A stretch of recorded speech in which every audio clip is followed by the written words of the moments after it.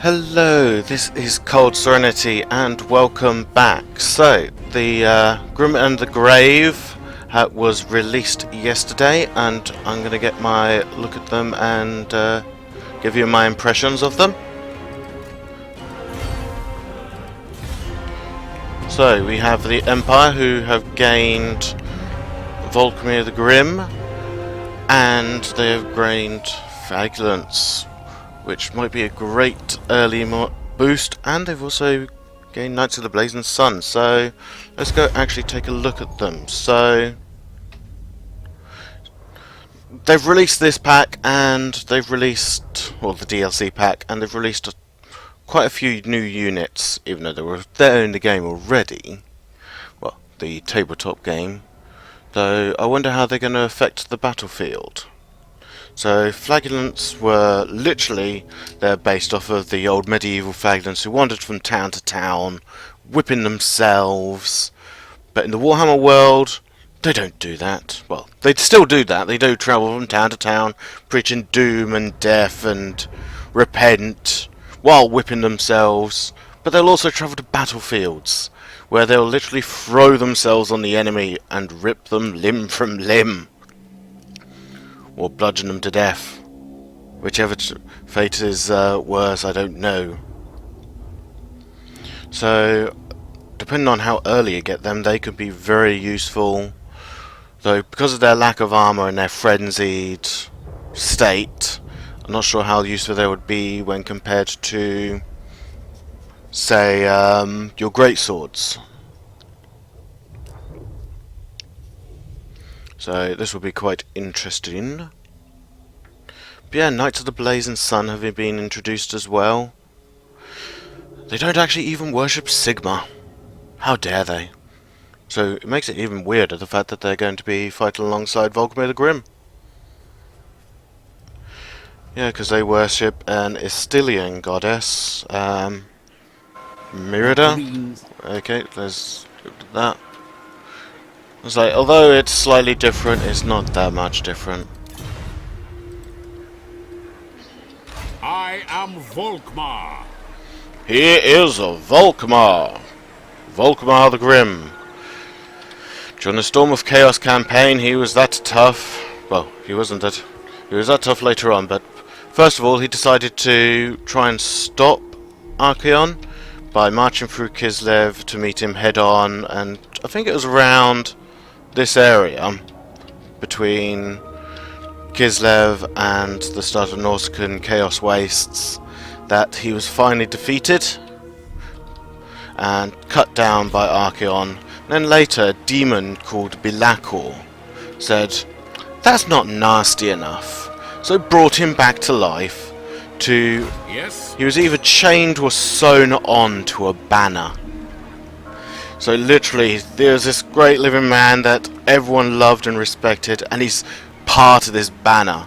And during the middle of the battle, he managed to tear himself off of it, and started whipping demons to death with his chains. Now that's badass! Anyway, let's stop getting distracted. So, we have unique units as well. So, he actually starts with one, which is his Tattersouls. So no armor, so compared to swordsmen with 30 armor. Oh, this is also a good feature. You click on a unit and then move to another one, you find out how much better they are. So not only do they have more soldiers, so 160 compared to 120, but they have more hit points at 2,400 more, 10 more melee, 10 more defense, and 10 more charge. Which is quite awesome. Okay, so compared to swordsmen, flagellants have less health. Oh wait, no. Flagellants have more health. They have no armor. But their leadership is quite good, considering. Speed is quite fast. Okay, melee attack wise, they're actually weaker. But they have a higher weapon strength and charge bonus. So that is very interesting. Yes, Knights of the Blazing Sun. They don't look like a unique unit because they don't have that purple thing. So you would have to have their chapter house in Tabelheim, and to be able to recruit them. But yeah, they worship a different goddess. She's a goddess of war and strategy, but she is from Estilia.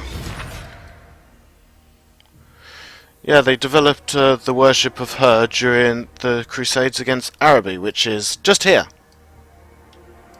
When he was a tyrant and he decided, I'm going to conquer up here.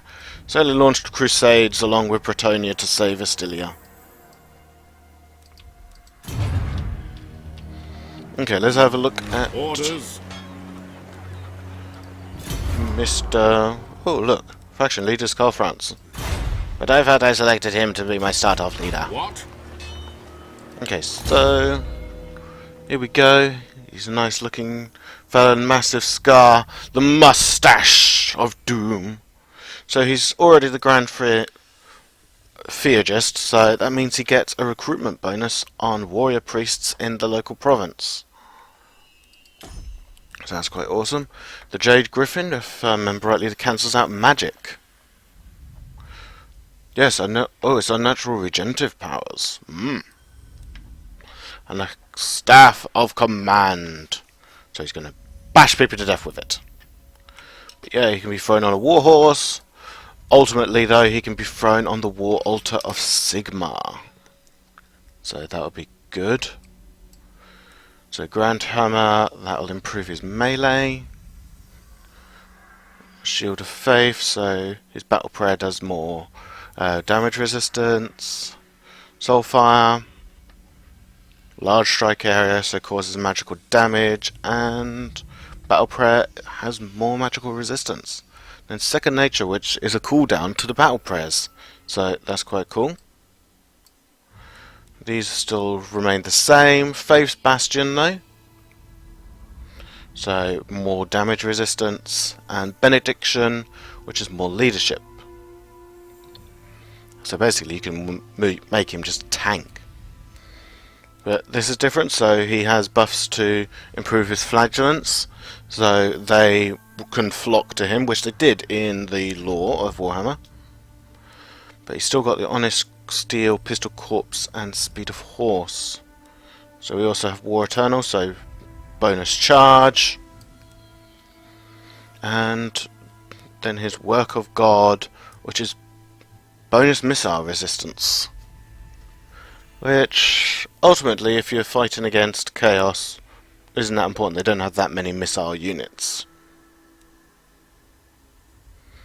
Okay, so yeah, it looks like he also has extras to the blue one.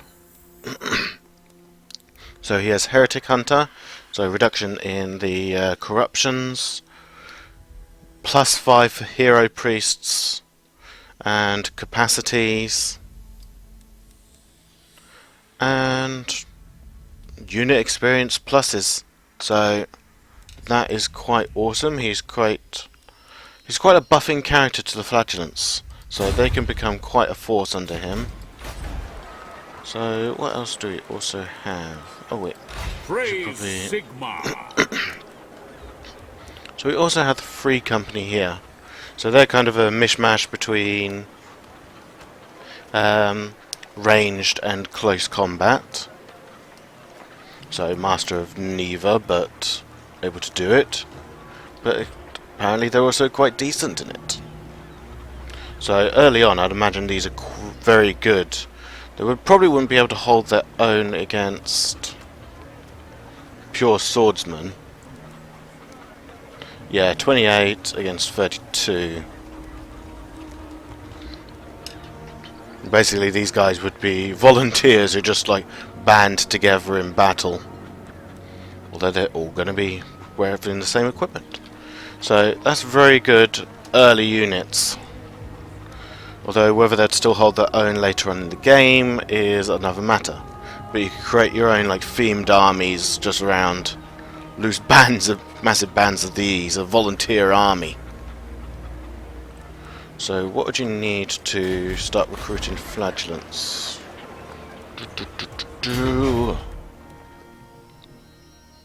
Okay, so all you'd need is a barracks Mark II, so mace infantry, damage dealer, frenzy, unbreakable.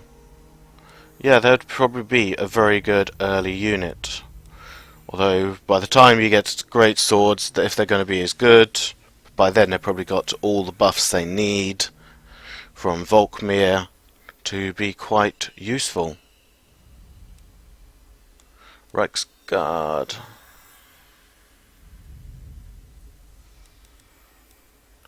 Yeah, I'd probably say that it is a unique building, and you'd be able to recruit them from that one, since it doesn't look like it appears on here. Knowledge is power. Let's see what this says. It says nothing because it's so slow. Yeah, so shock cavalry, but they're also able to cause flaming damage, which seems to be a massive thing. Yep, you'd need a chapter house and an armory, which is over here. So, another thing that's thrown in is these unique units, so you're able to recruit the regiments of renown from here. And so you have Sigma's sons. So from the looks of it, you need to reach a certain rank, so this would have to be rank 3, 5, 8, 10, 13, 13, 17 and 20. So you'll have Sigma's sons, Sterling's Revenge, Silver Bullets, Zintler's Reichsguard, Sunmaker, Hammer of Witches, Altdorf Griffites, Tempelhof Luminarch. So basically it cause massive damages, but let's actually go see these in battle. Okay, so let's check out the units. So we have the Luminarch. So not that much different, it's just a reskin, which is just basically what most of these are. But another great thing about the unique units is you'll see this little purple banner bit over them, so you can easily tell them if you haven't memorized their skins already, or if they just don't look odd. So, Luminarch, nice little bit of red. If I remember rightly, it's bluish. Yeah, it's more blue normally. The Hammer of Witches, some nice golden cannons. No, the uniforms are different, just golden cannons. Same with the Sunmaker Hellstorm, just gold again, so not that much different.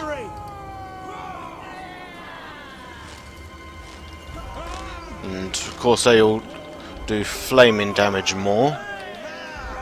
As we have the Silver Bullets, so improved damage and stuff. Okay, so where's my Oh, I don't have my little pop-up thing. Maybe it's only during battle. I can't remember. Maybe I just got it disabled. Okay, so you have your regular swordsman, and let's have a look at Sigmar's sons in comparison. So nice little red caps more than anything else. Yeah, just slightly different skin. You can really tell the difference between them here. They look so different. So it's more just a difference of the shields are different, slightly darker reds, and the hats. They have hats. So regular flagellants. Flagellants. How do you pronounce that properly? Flagellants? I can't remember.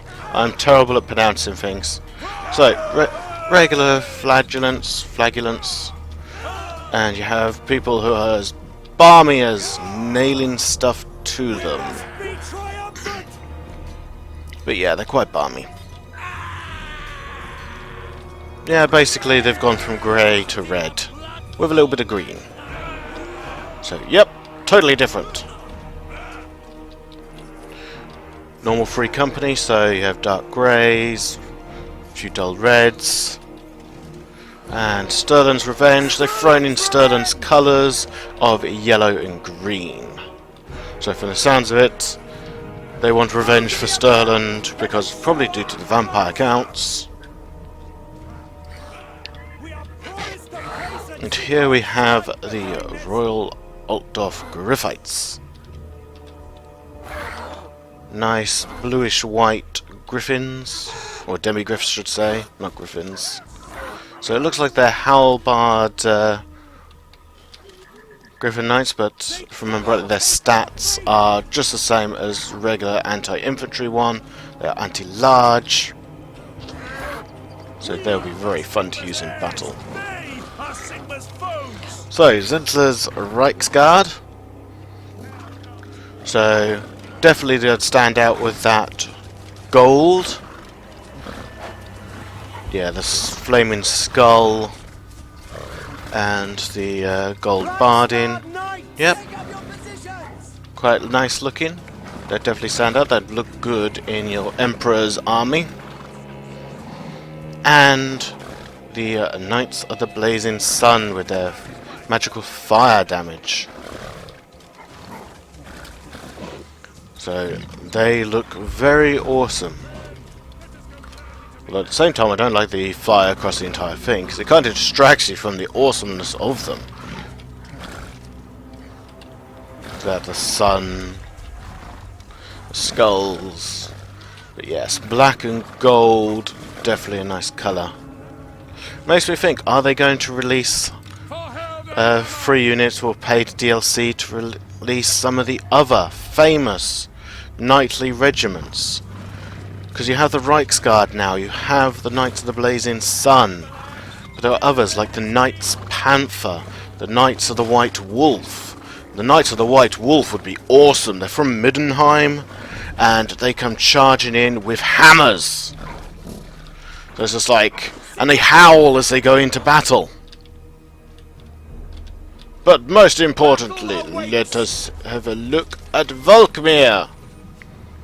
Yes, he's reading his book as he goes into battle. What a leisurely place. Oh, and he's got a priest on the back. So yes, this is the War Altar of Sigma. One of the oldest things in the Empire, if I remember rightly. Yes, he's got like that staff he can probably fight with. He's got a hammer which is blazing with fire. So yes, that is the Empire units. I shall now shuffle over to the undead. Get it? Shuffle? Haha. Okay, so let's take a look at Hermann Geust.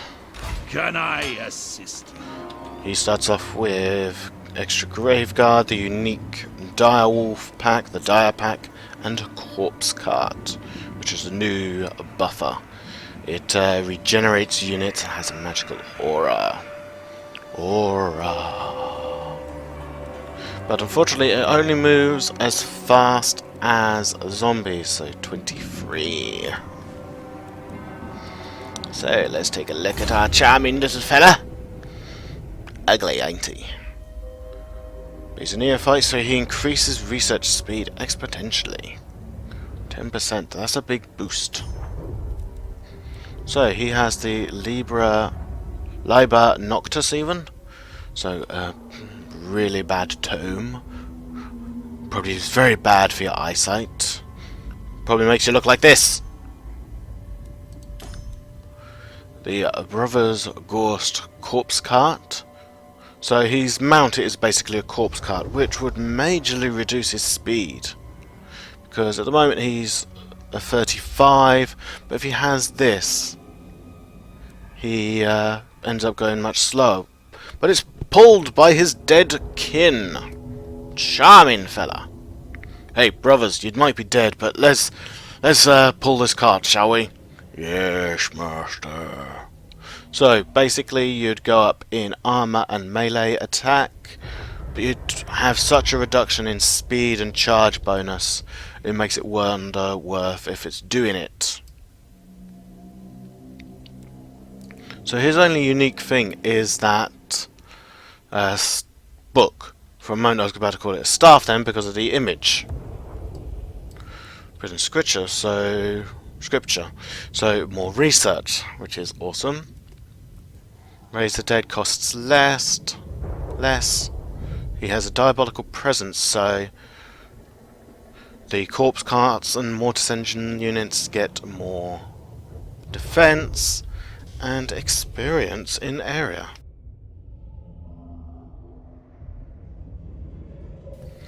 Sorry about that, my throat went severely weird then. I don't think you wanted to hear that. The only other different thing I can see for him is this: Awaken from the Grave. So instead of zombies, he spawns a frickin' unit of Grave Guard. Grave Guard. You get that early on, and that is incredible.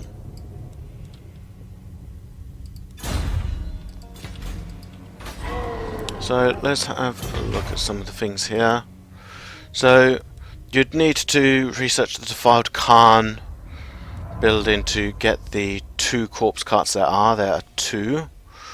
One is the Unholy Lodestone, which is mass regeneration, and magical aura. So basically it's a bell and its sound must soothe them so that they want to stay. And Balefire. So basically they're throwing warp stone into a fire and it's spreading its magical dust and it's disrupting every magic around it. So your magic should probably stay the same, but the enemies will no longer be able to cast as many spells. So regeneration still, magical aura. But you'd also need to research the Forbidden Library for it. So you'd also get oh my god, I've forgotten his name. Kemler. That's his name.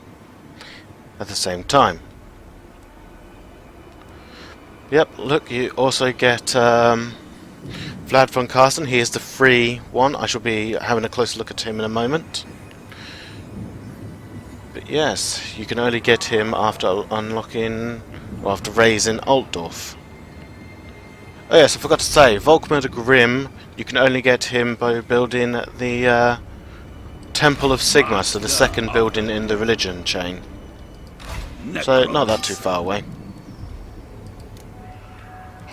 Oh yes, there's also another one, the Mortis Engine. I need to have a look at that for you. Where's the Mortis Engine? Okay, here it is. It's from the Necromancer's Tower.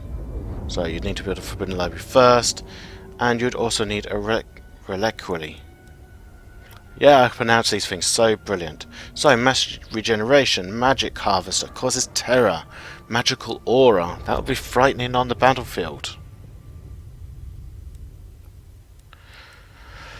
Wonder if, since they've included this, are they going to include a Coven Throne? Because basically the Coven Throne and the Mortis Engine say are the same build, they've just got different things on top. So that will be very interesting, because the Coven Throne has 3 Lahaman vampires on top. So let's swap over to Vlad von Carstein. Okay, so we're back to have a look at Vlad von Carsten. There he is. He's quite a happy looking fellow, isn't he? King of Darkness. With a nice little accent and a nice little chopped off nose. But apparently Manfred von Carsten is still the faction leader, even though Vlad is the sire. Unstoppable. Yes, his starting units are the Blood Knights, which early on would be so useful. You can imagine how powerful they're going to be by the time you can recruit them. It starts with some Fellbats, a standard for vampires, and some Vargeists. But let's have a closer look at him. So consuming first, so he's a siege attacker, so you can attack straight away. Sieges. Okay, so he has Blood Drinker. This is his sword. Although, if I remember rightly, it was actually called the Wailing Blade, because every time he swung it, it would scream, because it wanted more blood. But basically, it allowed him to drink blood without using his mouth. Any blood that the sword drank, he would magically have imbued into him. So it would regenerate his health. The more he swung about with it, the more health he got. Which actually proved to be quite not useful when he was up against... oh god, I've forgotten their name. It was one of Nurgle's champions, one of the triplets during the End Times campaign. He cut into him and was just like, oh great, I'm going to be sick, and was spewing up maggots and filth. So, not very useful against Nurglites. He also has the Von Carstein Ring, which is an ancient artifact which allows him to near enough come back from the dead. It would regenerate him faster. So here it improves his hit points. But it was also a regeneration. So, Covenant on Death, so unit experience per turn. So that's going to be quite useful. It will buff out your units so much. Cloud of Horror, campaign movement range, so combined with the Restless Dead, you can make him march so far. Mesmerizing Aura, so enemy agent success chance reduced by nearly 10%. That is quite good. Okay, so other than that, I can't see anything different. He still has the combat path, the spell path, but when you can think of the Blood Drinker and the Carstein Ring, especially, you can really end up turning him into buff him out. He has no mount though. I think model-wise, because they always had him on the with his boots on the ground. There's many theories as well of him being one of the first. He was the first Von Carstein, definitely, because he was the one who originally conquered the entire Sylvania and cursed the families with undeath. Lord of the But Dead. Neferita was the first vampire, or vampiress, and she inducted others to become the first from the elixir. He was the, I forgot his name, began with a V as well. But he was the last, and her husband, he took command of the Lahmian armies during the campaigns. But, yeah, they think that Vlad is him. If not, he is definitely a second or even a third generation. Yes, another free... it was included on the thing is... here they are. The Strigoi Ghoul Kings. Now look-wise, you might think, oh, it's just a ghoul. This is actually a vampire. He is a vampire. Do not think him just a ghoul. They are referred to as Ghoul Kings because they hide. They hide in cemeteries. They hide in forests and caves. The only things that are really, truly drawn to these are undead, but mainly the ghouls. So literally they set up courts of ghouls. Their armies aren't shambling. They're like a mass of unliving monsters coming at you. So he can be mounted on a Terrorgeist. But other than that, he has all the normal things. which I think is not quite right, because they have devolved. They still have intelligence, but they're not as intelligent as before. They're more bestial, more cunning. So they also have a massive damage potential, so you could tank him out. They'd know some of these spells by instinct more than they've learned them. So they could have done quite a bit with this. So made them do massive buffs to crypt ghouls and crypt horrors and other fast units, or buffs to the speeds of zombies. Instead they've kept it quite the same. It's just different profile and look, and he can ride a Terrorgeist. But they are inhumanly quick. Lord of the Night, in my own time. So I think what I'll end up doing is I'll actually wait a turn here and then attack this army with both of them, so you can have a closer look at the Strigai Ghoulkin. All shall know me and tremble. But I'll see you on the battlefield. Okay, so we're in the battle map now. So here we have Vlad von Carstein, very happy lucky chappy, with his wailing blade. Unless it's just called Blood Drinker. I actually can't remember, but I'm pretty sure it's called Wailing Blade. Oh yes, another one of his abilities. He can vanguard all of his units. Can he vanguard himself? Yes, he can vanguard himself. So literally, you can be upon the enemy so much faster.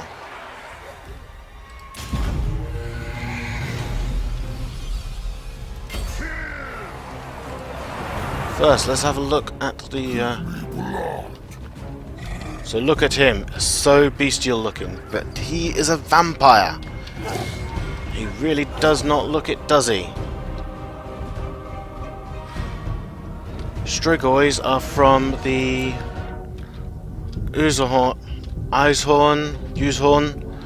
bloodline. So the Lord of Masks. They ruled a kingdom called Strigos.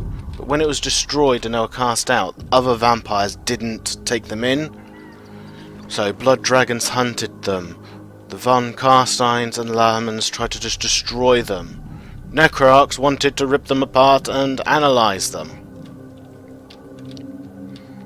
So instead they took to hiding in cemeteries, drinking blood. And they de-evolved, started to let their true beast form come out. In fact, they're very close to becoming Vargeists. Not Vargeists, Vargulfs. And in fact, many of the most powerful Vargulfs are former Strigoi. So, that's them. I shall go to the other campaign things, or battle scenes, custom battles, so I can show you off the unique units and Holst. Okay, so we have the undead units now. Let's start with the zombies. So here we have our basic normal zombies. Yep. Well, here we have the Tithe. So more fuller uniforms. Oh wait, no, not fuller uniforms. They're just darker skinned. They've got a kind of blackish skin going on rather than the pale, decaying yucky yuck. Of course, they're stronger, and I don't think they're faster, just stronger. So we have our standard, bog standard skeleton warriors, and this is the Coinstein Stalkers. So as you can see, they've got better helmets, they've got more chainmail, and yeah, they look actually freaking cool. Bog standard crypt ghouls. And the Feasters in the Dusk. So darker skinned, got better attack.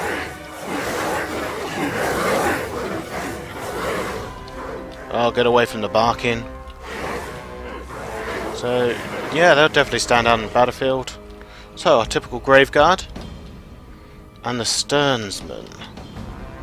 So the Sternsmen just have their black red with gold trim, or rust, or whatever it is, rather than the rusty bronzed armour.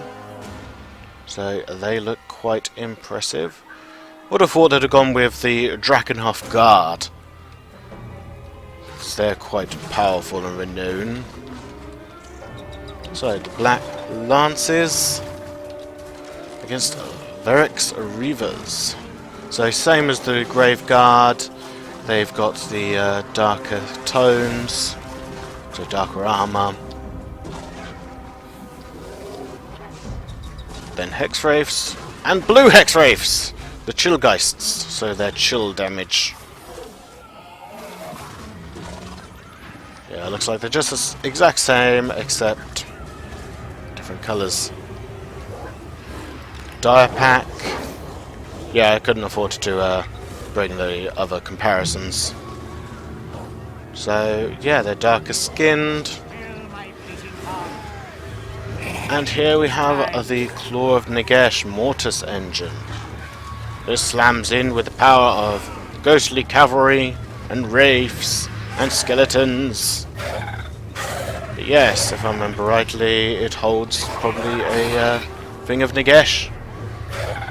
Nagash, in that, because usually they hold some remnants of a necromancer or even a great necromancer, and they draw that power. So yeah, nice little dude, nice little necromancer there. He must be very honoured. And the Devils of Swarsenhaven. If I remember rightly, it was actually they're based from a unit that was released during the End Times, and it was a trio of very powerful and old Vargeists. But here we have Hilman Korst. Oh look, the feet and the hands, they're waving at you, they're like the Queen. It's just like, huzzah, huzzah. But there he is, Goist and his brothers. Pull me, my brothers. So literally he's rammed that stake through them to drag it along. That'd just pull out though, wouldn't it? The ribs would just like pop out the back unless you've magically reinforced their rib cage. It's a big hole in the ground. That must be warpstone. That's green. So yes, this is the units and everything. To be perfectly honest, I was expecting a little bit more. Looks like it will make campaigns interesting.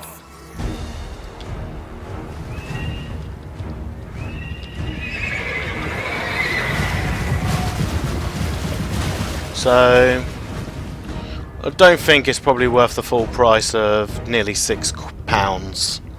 Personally, I'd probably say this should have been half that price, as the units are just reskins with buffs. If they added more elements to it, maybe even different campaign things, but you've definitely got a good combination for